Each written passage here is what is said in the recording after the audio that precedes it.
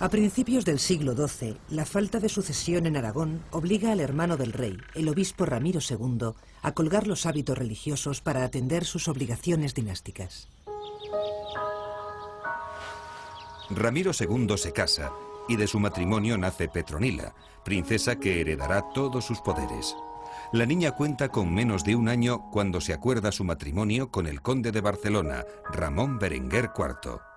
Este vínculo da lugar al nacimiento de la corona de Aragón. Esta unión permite acumular mayores recursos para iniciar la conquista de nuevas tierras.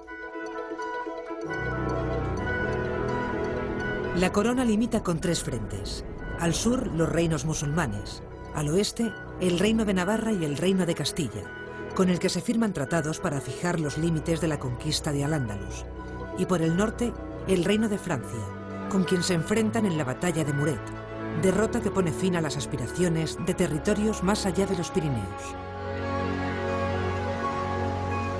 En este escenario, la actividad de Jaime I se encamina hacia la conquista de Mallorca y Valencia, lo que supone el principio de la expansión marítima hacia el Mediterráneo. Sin embargo, los diversos intereses que mueven a catalanes y aragoneses serán motivo de disputas entre ambos.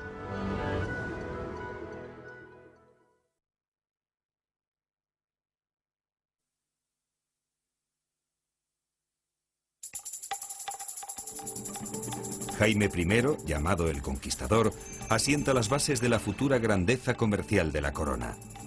El primer objetivo es Mallorca. Para promover la expedición, el rey Jaime utiliza los deseos expansionistas de la nobleza y los intereses de los comerciantes catalanes que compiten en el mar con los musulmanes. Tras la conquista, Mallorca se configura como reino dentro de la corona. Pronto son ocupadas también Ibiza y Menorca. El dominio de las Baleares facilita la comunicación entre el norte de África y el Principado de Cataluña, interceptada hasta entonces por piratas musulmanes. Poco después se inician las campañas contra el reino musulmán de Valencia. Zona natural de expansión, los nobles aragoneses impulsan la conquista con el deseo de aumentar sus posesiones y ver cumplido su sueño de salir al mar. Digamos que Valencia hubiese sido una Andalucía de Aragón respecto a Andalucía de Castilla. Pero cuando el rey Jaime el Conquistador empieza a tomar Valencia, se da cuenta en el equilibrio entre nobleza y fuerzas mercantiles urbanas, se da cuenta de que Valencia es mucho mayor, más superior, tiene costa también al mar, y se da cuenta de que si Valencia es entregada a los aragoneses, ahí quien va a mandar fundamentalmente es la nobleza aristocrática aragonesa. Con lo cual el rey Jaime el Conquistador da un vuelco al pacto entre aragoneses y catalanes, y el rey llama también a los catalanes para que ayuden a la conquista de Valencia. Jaime I pone fin a las disputas al conceder a Valencia la personalidad jurídica de reino. Se instituyen las Cortes y les permite acuñar su propia moneda. En Barcelona, el rey instaura el Consell de Cent, asamblea consultiva del gobierno municipal formado por consellers y oficiales reales.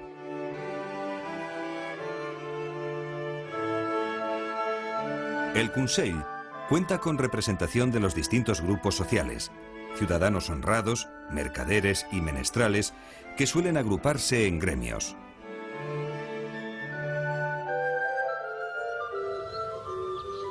El hijo de Jaime I, Pedro III el Grande, continúa la expansión iniciada por su padre. El dominio de Sicilia es un punto clave para controlar las rutas marítimas hacia Oriente, y Francia quiere mantener su hegemonía sobre la isla. Pedro III, casado con Constanza de Sicilia, reclama sus derechos sobre la isla e interviene en uno de los episodios legendarios más famosos contra los franceses, las Vísperas Sicilianas. Era la noche del 30 de marzo de 1282, a la hora de vísperas, en una concurrida plaza en Palermo. Todos cantaban y danzaban, celebrando la fiesta de Pascua en las calles. Un grupo de militares franceses se une a la celebración. El abuso de un sargento sobre una siciliana provoca el enfado de su marido, que preso por la ira le mata a puñaladas. Al grito de «mueran los franceses», todos los sicilianos se unen en venganza. Los hombres de Palermo no dejan a un francés con vida. Los sublevados entregan Sicilia a Pedro III. Su incorporación a la corona de Aragón provoca el enfrentamiento con la monarquía francesa y la excomunión del rey por el papado. Aprovechando la excomunión, el rey, si está excomulgado, nadie le debe de obedecer. La nobleza aragonesa intenta ganar lo perdido y es cuando logra incluso el privilegio general y logra una serie de concesiones de la monarquía en un momento débil. Será las uniones aragonesas.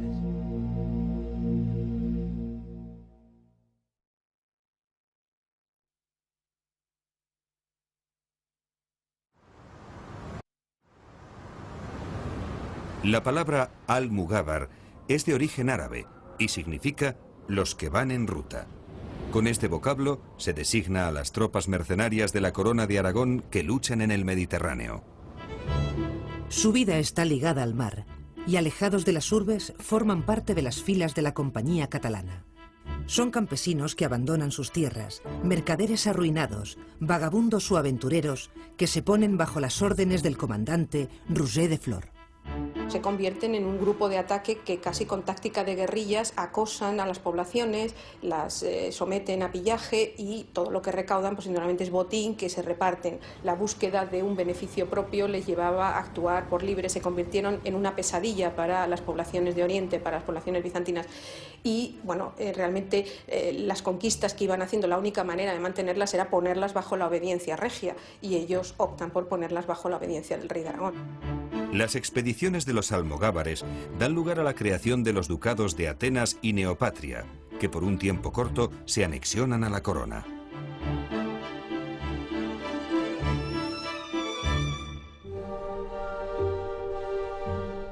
A finales del siglo XIII, Jaime II de Aragón hereda primero el reino de Sicilia y más tarde, cuando su hermano muere, se convierte en rey de Aragón.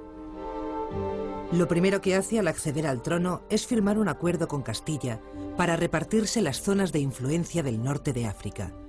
Envía milicias a Túnez, Bujía y Tremecén y establece allí colonias de mercaderes. Su estrategia es conducir la conquista por el litoral mediterráneo peninsular para facilitar la entrada del comercio al norte de África. En aguas del Mediterráneo, la corona se enfrenta a los genoveses en su lucha por Cerdeña, que se incorpora tras una larga campaña. La conquista de la isla supone la culminación del expansionismo aragonés. Entonces la expansión en el Mediterráneo es sencillamente la exportación, sobre todo, de la pañería textil catalana, que a partir claramente de 1300 es importante, y contrariamente la compra de especias que vienen incluso del Asia y de Molucas, que llegan hasta el Próximo Oriente, hasta el Mediterráneo Oriental, y que allí llegan hasta el Languedoc y la Provenza. Y se están cambiando paños, coral sardo, que también es catalán, por especias. Y esto se venderá por toda Europa.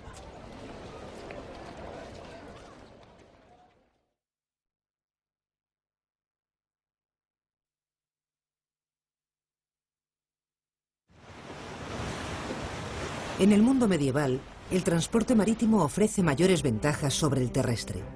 Llega más lejos en menos tiempo y permite transportar una mayor cantidad de mercancías. La buena situación geográfica de la Corona de Aragón favorece que buena parte del comercio se encauce por mar. Las villas y ciudades situadas a lo largo de la fachada mediterránea desarrollan una intensa labor mercantil. Desde los grandes puertos se forma toda una red comercial de mercados rurales y ferias a las que acuden numerosos mercaderes en busca de beneficio. Con el fin de llevar a cabo sus empresas, los mercaderes se asocian para lanzarse al gran comercio y repartir pérdidas. Una de las asociaciones más típicas es la comanda, que vincula a un capitalista y a un mercader. Uno que tiene el dinero y otro que tiene el trabajo, el proyecto, la empresa. Entonces ambos se asocian y en el supuesto de que haya beneficios se lo reparten, en el supuesto de que haya perjuicios, quien paga es quien lleva el dinero. Asociaciones de mayor envergadura son las compañías, en las que varios socios acuerdan, durante un periodo de tiempo, realizar operaciones en los distintos puertos que cuentan con representantes. El Consulado del Mar se funda para guardar los intereses de los mercaderes y reglamentar el tráfico de mercancías. En las atarazanas, el trabajo en los astilleros es continuo. Desde allí salen los barcos que luego cruzarán el Mediterráneo.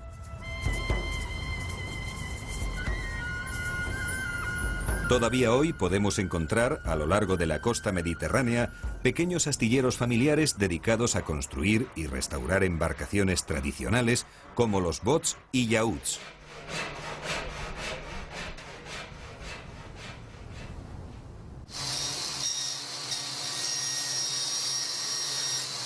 Para la restauración se dibujan los contornos de lo que fue la barca en el pasado.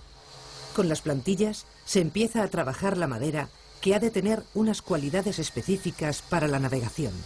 Son maderas nobles como el fresno o la caoba, procedentes de Rusia y los trópicos, lo que hace que sean muy preciadas desde siglos atrás.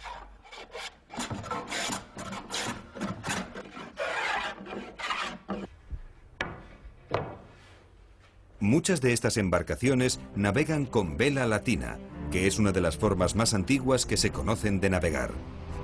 El aparejo consta de un solo mástil con una vela triangular, que da mayor rapidez que las embarcaciones a remos. Sobre dos piezas de madera solapadas, llamadas forcas y antena, la vela se va atando con cabos para después tensarla. Las embarcaciones con vela latina permiten la navegación contra el viento y requieren una gran destreza e intuición marinera en los virajes. Por ello, la vela latina todavía ejerce una fuerte atracción en los navegantes. La galera y el yeny, tradicionales en el Mediterráneo, empiezan a compartir estos mares con la coca y la nao, de tradición atlántica. Su gran capacidad de carga las hace más adecuadas para el transporte de mercancías voluminosas como cereales, ganado y madera. El intenso comercio marítimo y la formación de rutas comerciales provocan una gran diversidad de monedas en circulación. Surge la figura del cambista, se empieza a aceptar dinero en depósito y aparece la letra de cambio. Mercaderes y hombres de negocios se convierten en verdaderos banqueros. Nace así un patriciado urbano compuesto por las familias de los mercaderes enriquecidos. Asumen el título de ciudadanos honrados y representan una fuerza social y económica que no será bien vista por la nobleza.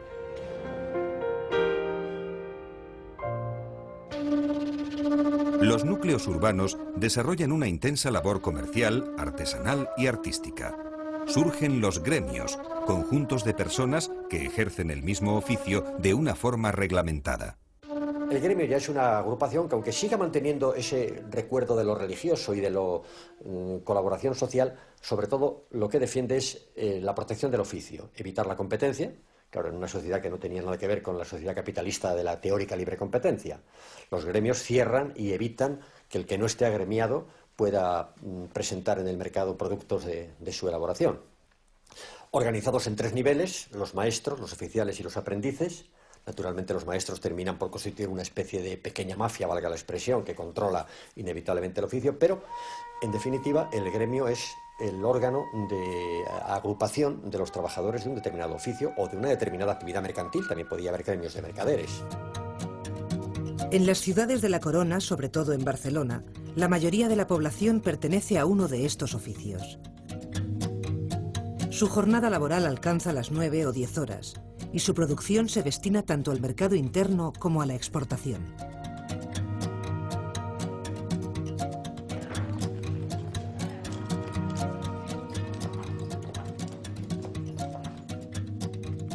Pero sin duda, el principal motor de la economía urbana es la industria pañera. Los tejidos de lana convierten a Barcelona en uno de los mayores centros económicos del mundo mediterráneo. Hoy podemos contemplar cómo se elabora un paño de forma artesanal. Lo primero que hay que decidir es el aspecto final que va a tener la prenda.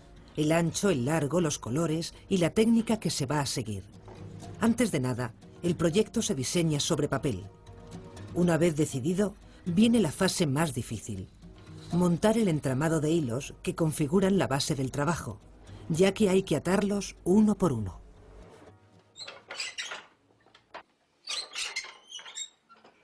El pedaleo determina el juego de hilos del telar. El proceso de fabricación consiste en entrecruzar la hebra con la lanzadera de izquierda a derecha y viceversa, y así sucesivamente. Cada pase de lanzadera se repasa con un peine y va a determinar el calado del tejido.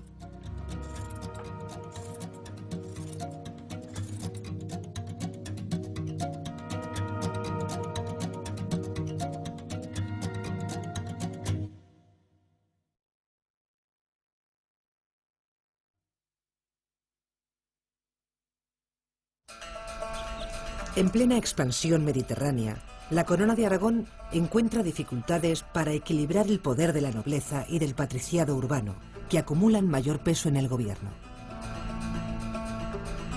La política, por tanto, exige mediar entre intereses diversos, ya que cada territorio mantiene sus órganos de gobierno de forma independiente y se refuerza el papel de las élites dirigentes. Una de las características que definen la política de la corona es el pactismo.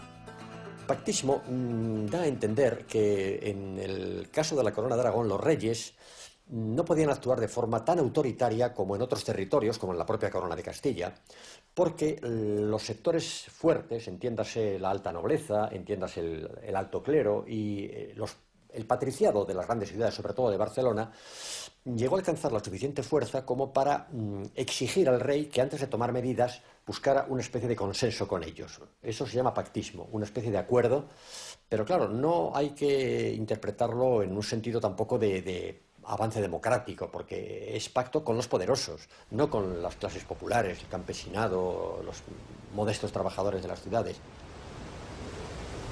Nos valemos tanto como vos, y juntos podemos más que vos. Os hacemos nuestro rey y señor, con tal que guardéis nuestros fueros y libertades, y si no, no. El monarca es el nexo de unión y la suprema institución de gobierno de los reinos de Aragón, Valencia, Mallorca, Cataluña, así como de los demás territorios de la corona. La administración de la corte se estructura a partir de una serie de organismos y funcionarios que tienen la finalidad de hacer efectivo el poder real. Las cortes son convocadas siempre por el rey. Es verdad que las cortes medievales no eran democráticas en el sentido moderno de la palabra, pero sí eran una representación de la sociedad de aquel tiempo. Había nobles, había clérigos y había tercer estado. Bueno, un tercer estado que era solo las ciudades, porque el campesinado no participaba en las cortes, eran las ciudades y villas. Y no eran equiparables a las nuestras, pues porque no existía la división de poderes, el poder absoluto lo tenía el rey. Si en las cortes se aprobaban leyes, es porque el rey llevaba la ley hecha, la dictaba, la comunicaba y la gente decía, estupendo, pero no se sometía a votación y podían rechazarla, como en nuestros días. Las cortes aprobaban la concesión de tributos, pero tributos extraordinarios. El presupuesto ordinario lo hacía el rey con sus acompañantes en la corte y punto. Cuando le faltaba dinero, acudía a las cortes y les pedía ayuda, y normalmente las cortes se lo daban. En el Principado, las Cortes catalanas crean un organismo que será copiado por el resto de estados, la Diputación, comisión permanente cuya función es velar por el cumplimiento de las decisiones que se han tomado en las Cortes. Este organismo tomará el nombre de Diputación del General y más tarde será conocida como Generalitat.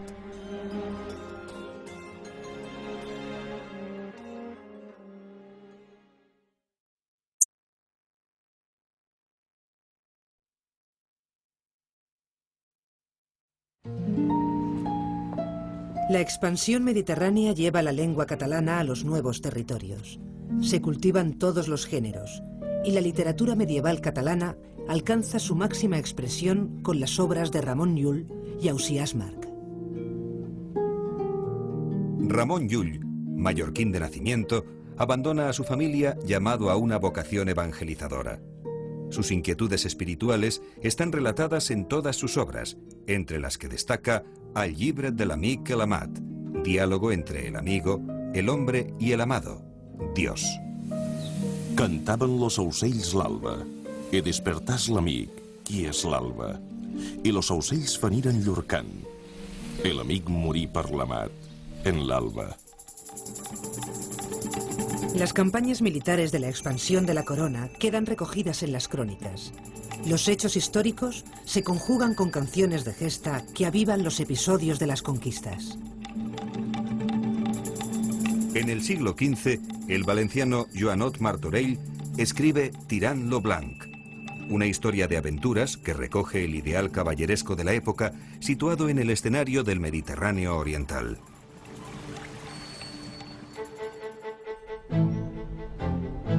La pujanza de las ciudades encuentra su expresión artística en los edificios civiles del gótico catalán. En Barcelona se edifica el Palacio de la Generalitat y el Ayuntamiento, que acoge a los organismos municipales.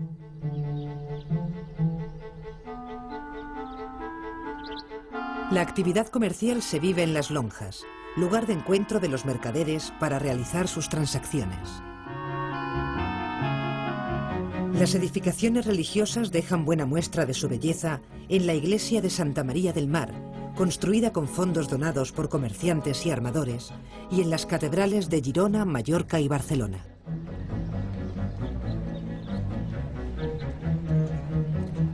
El monasterio de Poblet se convierte en lugar preferido de descanso de los reyes. Alfonso V manda construir la capilla de Sant Jordi para conmemorar la conquista de Nápoles. En esta ciudad levanta el Castel Nuovo, monumental obra y residencia del soberano. En el campo de la pintura, la figura humana se representa estilizada y con posturas galantes. El fondo dorado sigue siendo una de las principales características de la expresión plástica de esta época.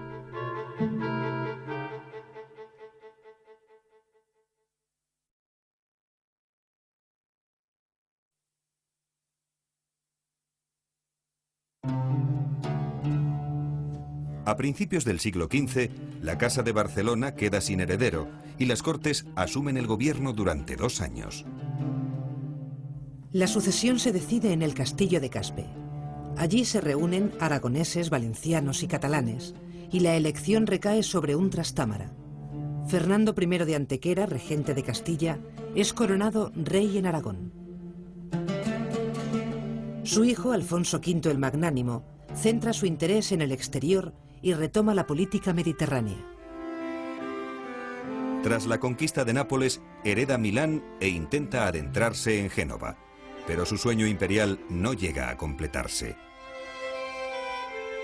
Junto con su amante, Lucrezia de Alaño, Alfonso crea una nueva dinastía en Nápoles, de donde nunca más vuelve a salir. El monarca se rodea de una corte de humanistas y artistas como Van Eyck y Donatello, y convierte Nápoles en la capital de la corona aragonesa. En una época de esplendor cultural, la ciudad vive los primeros tiempos del Renacimiento italiano. Durante el reinado de Juan II, hermano y sucesor del Magnánimo, estalla la Guerra Civil Catalana. Las secuelas de la peste que asola Europa provocan en el campo la sublevación de los campesinos, que reivindican la abolición del impuesto de remensa. Este impuesto, recogido en el Llibre dels Usatges, es el tributo que deben pagar a sus señores los payeses que quieran emigrar y abandonar las tierras. Los campesinos menos favorecidos, ellos formaron un verdadero núcleo de rebeldía y de movimiento antiseñorial con una proyección de lucha de clase que iba más allá. Ellos querían abolir la remensa y que fueran las tierras entregadas a los campesinos, es decir, mucho más radicales en su propuesta. Que se consigue cuando en 1486 llega la sentencia de Guadalupe y pone fin al conflicto, que con los campesinos más, digamos, moderados se pueda pactar y aplastar indudablemente al sector que era más difícil de convencer y que se había radicalizado más en estos decenios de lucha, en estos casi siglos de lucha. En Barcelona, la grave crisis económica intensifica los conflictos. El gobierno de la ciudad enfrenta a los menestrales y artesanos de la Busca con el Partido de la Viga, que agrupa a la oligarquía urbana y a los grandes mercaderes. Estos años de debilidad económica y política provocarán que en el momento de la unión entre Fernando de Aragón, hijo de Juan II, e Isabel de Castilla, la corona de Aragón haya perdido buena parte del esplendor que había gozado anteriormente.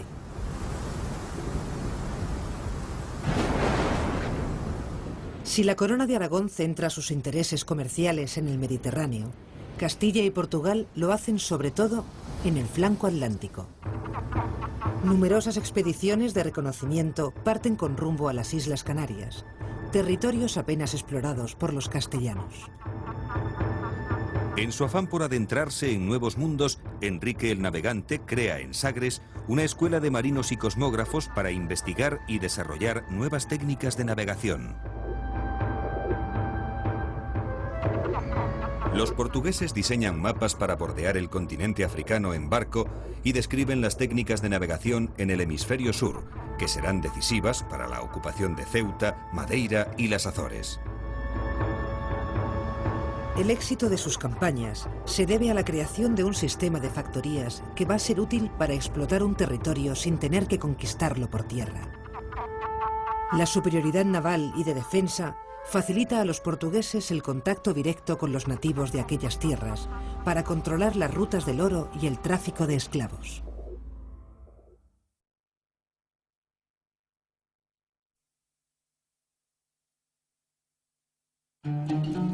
La expansión de la Corona de Aragón trae consigo el dominio de nuevos territorios en el Mediterráneo. El control sobre Sicilia, Nápoles y el norte del continente africano configuran un eje estratégico para el desarrollo comercial, que constituye la verdadera riqueza de la corona aragonesa. Dio condes a Provenza, también duques a Atenas, y por bandera a España de la suya un jirón. Nunca cruzó del mar las anchuras serenas un pez que no luciese las barras de Aragón. La unión con Castilla asienta las bases de la posterior expansión ultramarina. A finales del siglo XV, los reyes católicos abrirán su reino a nuevos horizontes oceánicos y llegarán hasta las tierras americanas.